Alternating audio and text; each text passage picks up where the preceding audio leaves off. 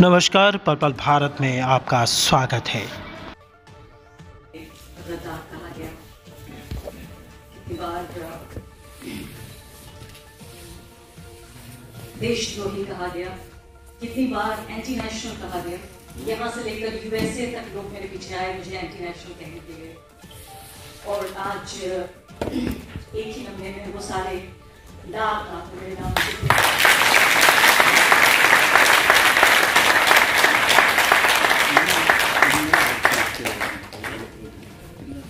वो डरते हैं।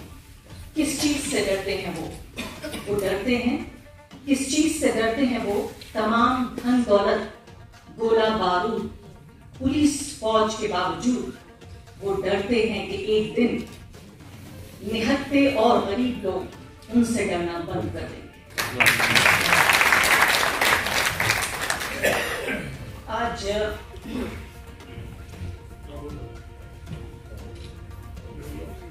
आज इस हॉल में इतने सारे लोग हैं और कोई एक ऐसा व्यक्ति है जो इस हॉल में मौजूद लोगों से डर रहा है। और वो इसलिए डर रहा है क्योंकि यहाँ पर सोचने वाले लोग हैं, समझने वाले लोग हैं, पढ़ने वाले लोग हैं, लिखने वाले लोग हैं और इससे भी ज्यादा बोलने वाले लोग हैं। और तमाम गोला बारूद और फौज और यहाँ पे जिक्र हुआ अदालत और जज, उन्हें भी जोड़ लेते हैं। अदालतों और जज सबके बावजूद भी उन्हें डर लग रहा है कि यहाँ कुछ सोचने, समझने, लिखने, पढ़ने और बोलने वाले लोग।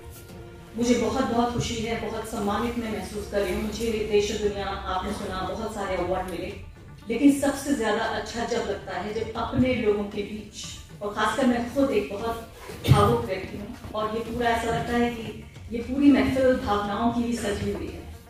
तो मुझे बहुत अच्छा लगा कि मेरे जैसे, मैं ऐसा लगा मुझे कि मैं खुद अपने घर आ गई। और आज यहाँ मेरे लिए इस डाइस पे, यहाँ मंच पे राइजर भी लगाया गया और ऐसा लगता है कि इससे मेरा कल और जब मैं यहाँ आई तो सबसे अच्छा लगा कि जब मुझे शॉल पहनाई गई तो मेरी बहनों ने मुझे शॉल पहनाई। और इससे मैं आपको एक बात ही बताना चाहती हूँ कि जब आप महिलाओं को सम्मान देते हैं, मैं खुद इसके खिलाफ बोलती हूँ कि जाने से कुछ नहीं होता, लेकिन जब मैं मायावती और इसके अलावा ममता बनर्जी इन सब की रैलियों में जाती हूँ तो मैं देखती हूँ कि एक महिला के साथ दर्जनों महिलाएं अपने आप आ जाती हैं, क्योंकि वो अपने को सहज महसूस करती हैं, वो कंफर्टेबल महसूस करती हैं। तो इसलिए बहुत जरूरी और अच्छी बात है। 13वां नंबर हालांकि अशुभ माना जाता है, लेकिन हमारे लिए बहुत शुभ हो गया है। एक दर्जन भर मर्दों के बाद एक महिला का नंबर आया। मैं बहुत बहुत सम्मानित और खुश महसूस कर रही हूँ और छत्रपति जी को हम याद कर रहे हैं। आप सोचिए हमारे बीच इतने लोग हैं जो जिंदा हैं, जिनके पास तमाम तरह की सत्ता है, तमाम तरह का बल है, लेकिन उसके बावजूद उन्हें किसी हॉल में बैठ के कोई याद नहीं। आज हम एक ऐसे व्यक्ति को याद कर रहे हैं जिसको गुजरे भी एक जमाना हुआ, 21 साल गुजर गए उनको गुजरे भी, लेकिन हम आज यहाँ पहुंचे हैं उनकी हिम्मत को सलाम करने के लिए। हम आज यहाँ पहुंचे हैं उनकी उस हौसले को सलाम करने के लिए, उनकी उस सच को सलाम करने के लिए, उनकी ईमानदारी को सलाम करने के लिए। क्योंकि आप यकीन जानिए कि जो सबसे झूठा व्यक्ति होता है वो सबसे ज्यादा सच्चाई और ईमानदारी की बात करता है। और इसीलिए आप देखिए हमारे बड़े बड़े नेता, बड़े बड़े तानाशाह जो हमारे देश में आज हैं, जब वो देश से बाहर जाते हैं तो कहते हैं भारत दुनिया का सबसे बड़ा लोकतांत्रिक देश, भारत एक ऐसा देश है जो संविधान से चलता है। उन्होंने ये भी कहा कि भारत में धर्म, जाति, लिंग, क्षेत्र, भाषा के आधार पर कोई भेदभाव नहीं।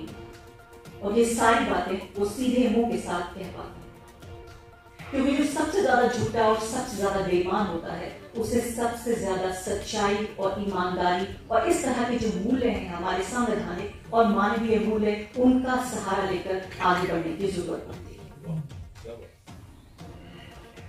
अब आज यहाँ क्या की जा चुकी है, दुनिया की बड़ी से बड़ी ताकतें न सिर्फ ये फिलिस्तीनियों के खिलाफ खड़ी हैं, बल्कि सबसे बड़ा जो कॉलोनाइजर, सबसे बड़े कॉलोनाइजर्स में से एक है हमारे इतिहास के इजराइल, एक आतंकी राज्य, उसके साथ खड़े हैं। न सिर्फ कि नैतिक रूप से खड़े हैं, उनकी फौज, उनकी ताकत, सबसे बड़े देश आज उनके साथ खड़े हैं। और एक ऐसी आबादी जो पूरे तरीके से हर ओर से चार दीवारी में बंद है, ट्रैप्ड पॉपुलेशन, उस ट्रैप्ड पॉपुलेशन को लगातार मारा जा रहा है।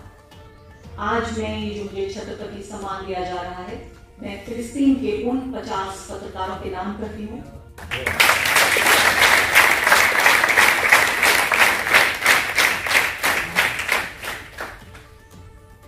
जो इस पूरे संघर्ष में शहीद हैं।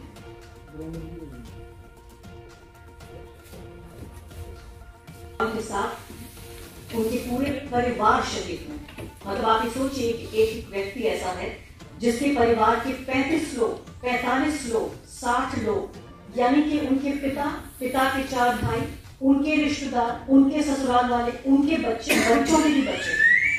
मैंने एक जगह अगर मान लेते हैं 50 लोगों ने, 60 लोगों ने शरण ली हुई है, तो पूरा का पूरा खानदान तबाह हो चुका है। और दर्जनों लोग ऐसे हैं इस वक्त फिलिस्तीन में जिनके पिछली 3 पीढ़ियों का नामो निशान खत्म हो चुका है, यानी उनका अब कोई नाम लेने वाला बचा नहीं। और ऐसे दर्जनों लोग हैं। मैं उम्मीद करती हूँ सिरसा की इस भूमि से फिलिस्तीन तक आवाज पहुंचेगी कि ठीक है, दुनिया की बड़ी से बड़ी ताकतें उनके साथ होंगी, लेकिन सिरसा के लोग और यहाँ के सिरसा के जो समाज है और जो पत्रकार हैं, वो तमाम फिलिस्तीनियों के साथ। जी का यहाँ जिक्र हुआ और मैं सोचने लगी कि मुझे इस अवार्ड के लिए चुनने के पीछे बहुत सारी वजह है, लेकिन उसमें एक और वजह भी रही होगी। उनका और मेरा अनुभव बहुत अलग नहीं। अभी हमारे दोस्त ने बताया पहले कि कैसे एक मठाधीश, एक बाबा, गुरु, उनको भगवान भी कहा जाता है, श्री 2 और में लगा देती